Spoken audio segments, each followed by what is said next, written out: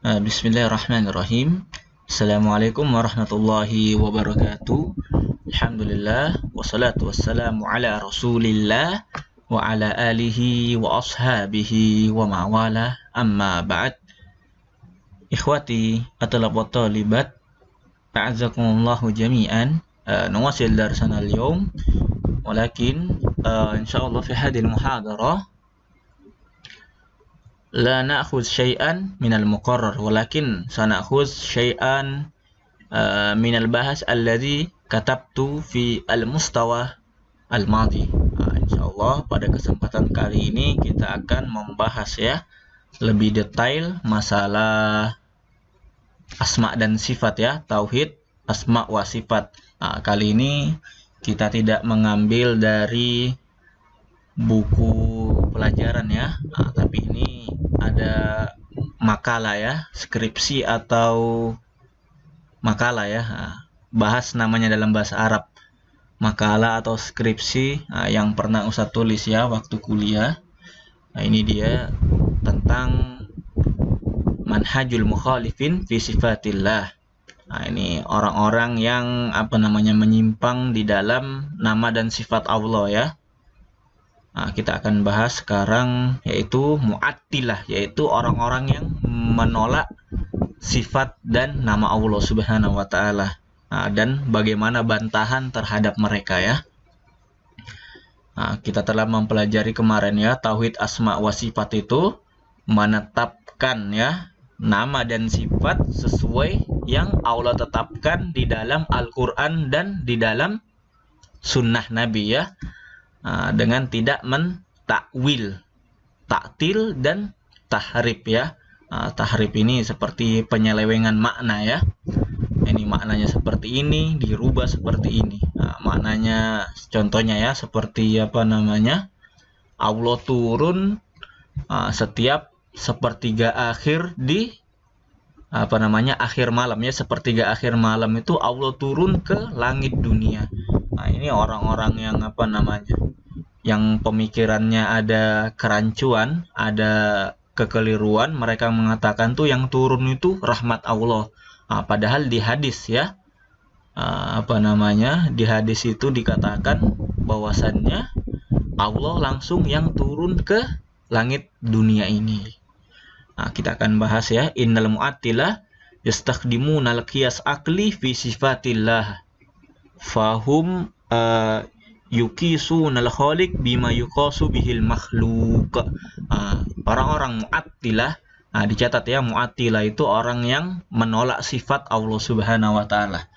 Orang yang menolak sifat Allah Subhanahu wa taala itu menjadikan kias akal, artinya mereka itu selalu mengedepankan akal dalam sifat dan nama Allah Subhanahu wa taala. Mereka ini menyamakan Khaliq yaitu pencipta Allah dengan makhluknya. Sehingga ada di Al-Qur'an ayat-ayat yang menunjukkan bahwasannya sifat Allah seperti ini tidak sesuai dengan akal mereka, maka mereka akan tolak. Sementara udah kita pelajari nama dan sifat Allah itu bersifat apa? Tauqifiyah Tauqifiyah itu apa? Harus bersumber dari Al-Quran dan hadis. Tidak boleh kita menetapkan nama Allah, sifat Allah sembarangan tanpa dalil yang jelas dari Al-Quran dan hadis. Ingat kata sifat dalam bahasa Arab itu lebih umum daripada sifat dalam bahasa Indonesia. Sekali lagi Ustaz ingatkan, kata sifat dalam bahasa Arab lebih umum daripada sifat di dalam bahasa Indonesia. Kalau di bahasa Indonesia itu sifat itu hanya berkaitan dengan perangai dalam yaitu seperti sifat sombong, sifat apalagi pemarah, pemalu dan lain sebagainya. Kalau bahasa Arab itu lebih luas maknanya, sifat bisa menunjukkan keadaan, bisa menunjukkan juga ciri fisik. Itu sifat dalam bahasa Arab Kita lanjut.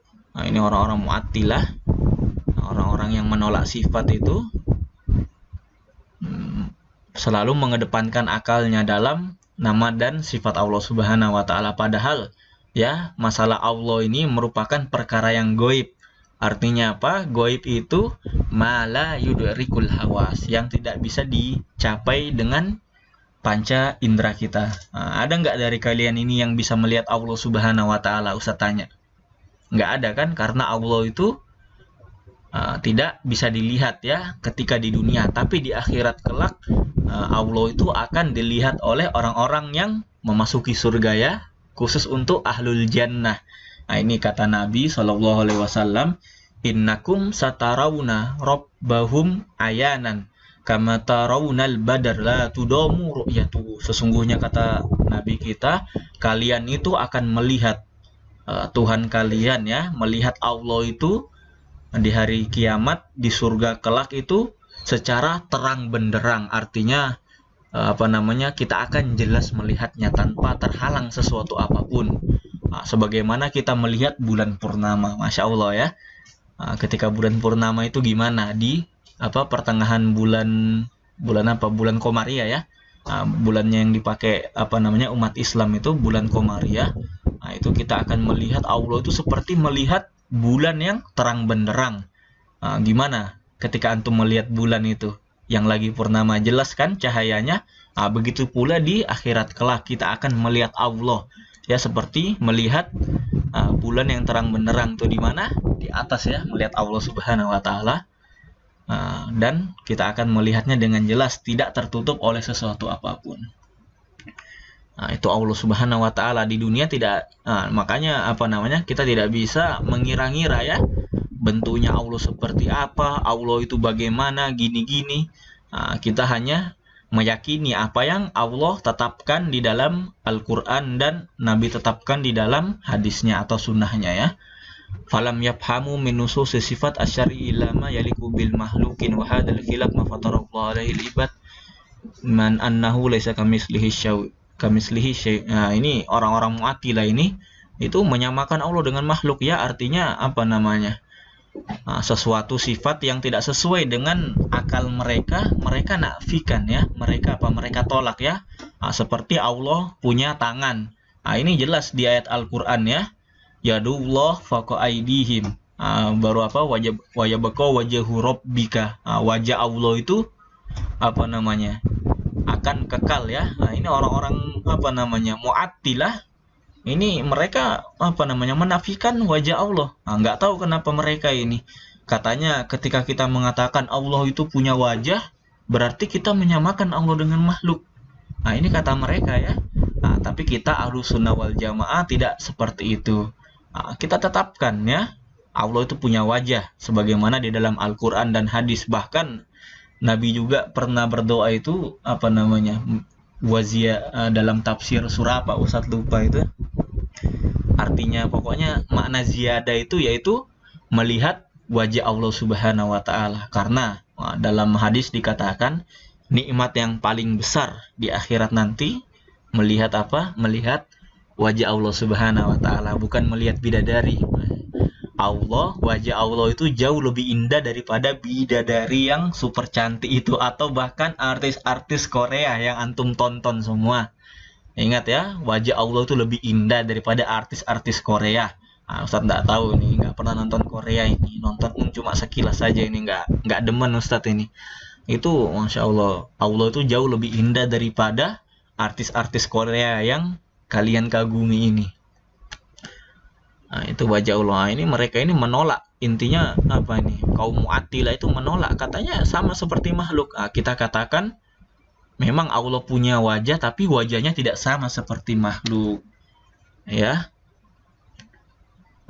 Contohnya aja binatang ya, manusia dengan binatang. Binatang tuh punya muka enggak? Punya kan? Manusia juga punya muka. Apakah manusia dengan binatang ini sama? Enggak ada yang katakan manusia dengan binatang itu sama. Manusia punya tangan, monyet juga punya tangan. Apakah ini menunjukkan manusia dengan monyet sama? Tidak ya. Begitu pula asma dan sifat Allah.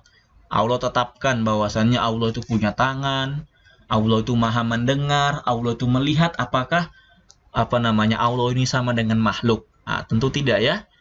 Manusia pun dengan binatang itu ya seperti Ustaz jelaskan tadi ya, memiliki sesuatu yang sama tapi hakikatnya yang berbeda ya.